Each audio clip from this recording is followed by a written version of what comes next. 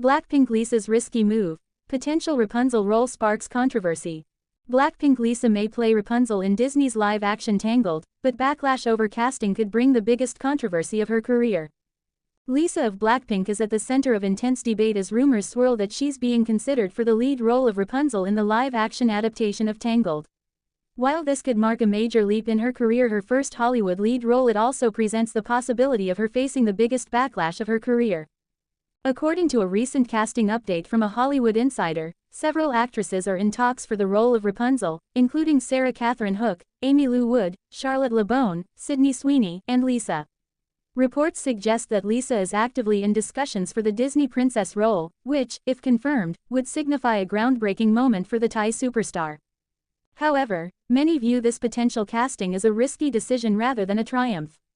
Critics argue that casting Lisa, a Southeast Asian artist, as Rapunzel, a character with European roots, would betray the original depiction from the Brothers Grimm fairy tale in the 2010 animated classic by Disney.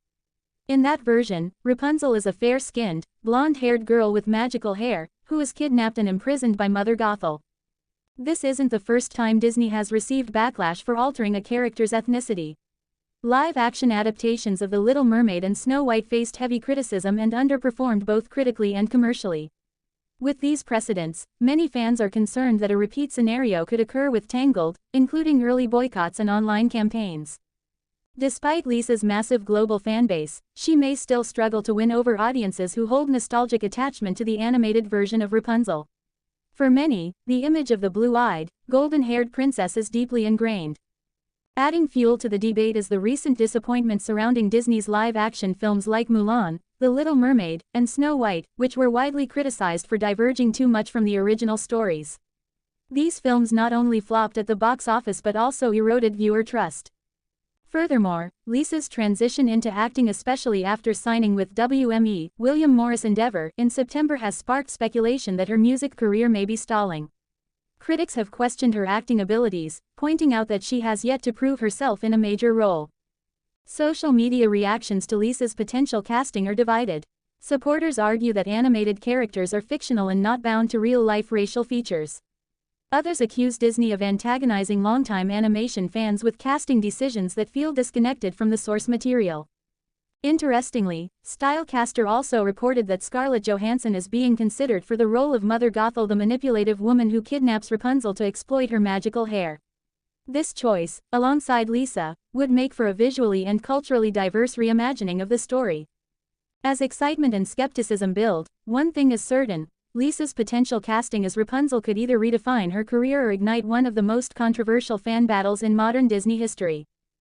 Lisa channels Thai culture with 3 iconic outfits at BLACKPINK Deadline concert in Bangkok. Photos.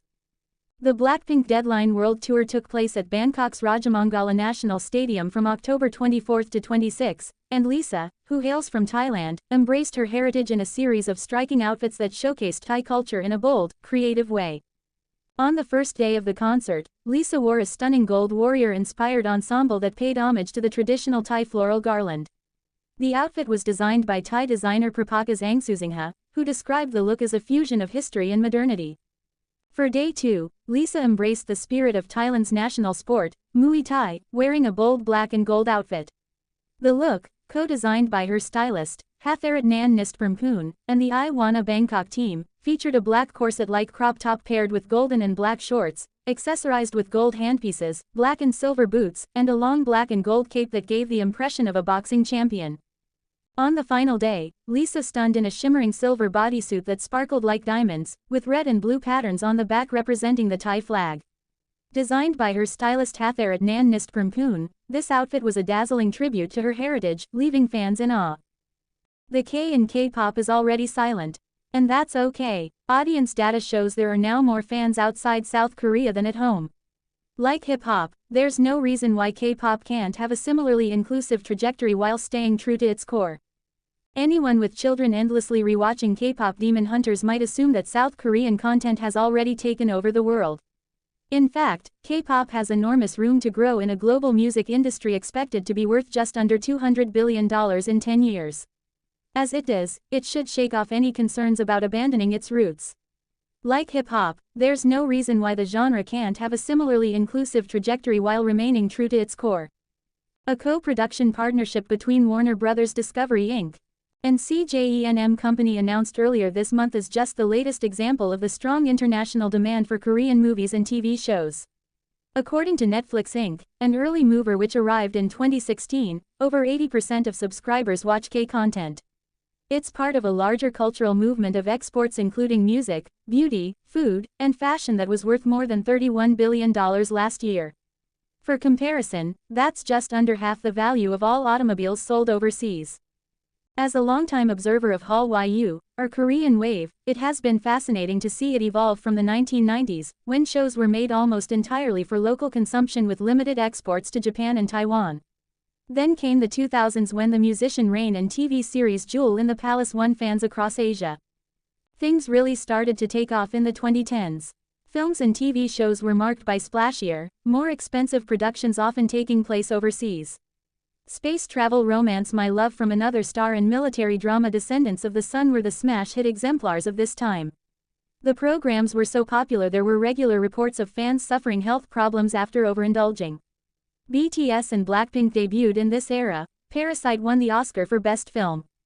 Since the beginning of the current decade, we've been firmly in a "Made Beyond Korea" moment, according to Bernie Cho, president of DFSB Collective, a Seoul-based artist and label services agency.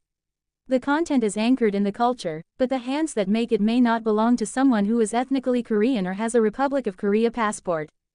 BLACKPINK's Lisa, winner of numerous industry firsts and Labubu's fairy godmother, is the most famous example.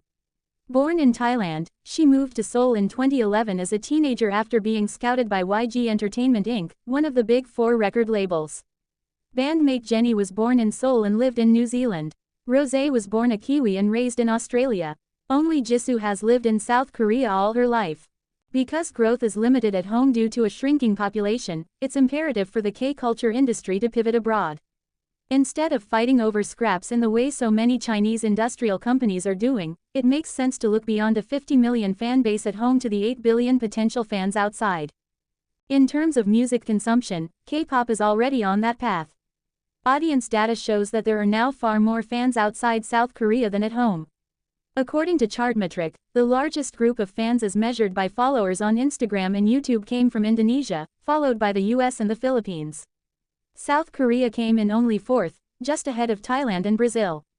For decades, there were just 3 countries, the US, UK, and Sweden, consistently exporting more music than they imported. South Korea has emerged as the fourth, according to Pivotal Economics. On YouTube, for every Korean subscribed to an overseas musician, there were 17 foreign fans watching a homegrown artist. This trend is reflected in the content. A Bloomberg News analysis of song lyrics last year showed that for the first time, almost half of K-pop singles released had English lyrics.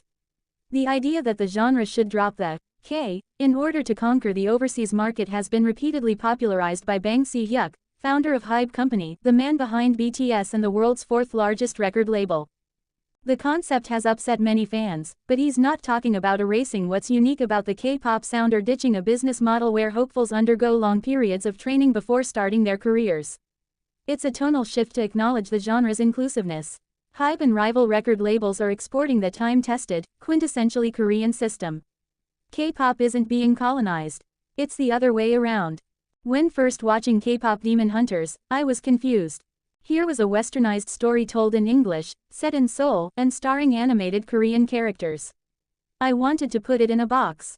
Is it Kung Fu Panda or Ne Zha 2? Well, like K-pop itself, it's a hybrid, a blend of a North American perspective underpinned by a Korean soul. And as the WBDCJENM deal suggests, the way of the future is with people of different backgrounds involved in production. Being able to succeed in so many countries isn't a problem, it's a privilege.